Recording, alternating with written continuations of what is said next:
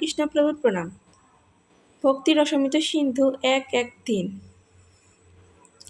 অত শ্রীকৃষ্ণ নামাদি ন ভবেৎ গ্রাহ্য ইন্দ্রিয়ৈ সেবন মুখে হি জিহ্বাদ স্বয়ং এব স্ফুর্তিয়াদ।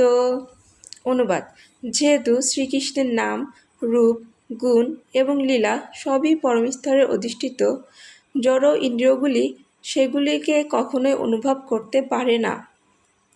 যখন একজন বদ্ধ জীব কৃষ্ণ ভাবনায় জাগরিত হয় এবং তার নিজের জিহ্বাকে ব্যবহার করে ভগবানের পবিত্র নাম জপ করার মাধ্যমে বা ভগবানের প্রসাদ আস্বাদনের মাধ্যমে ভগবত সেবা করতে থাকে, তখন তার জিহ্বা পবিত্র হয় এবং ক্রমশ কৃষ্ণকে উপলব্ধি হতে থাকে।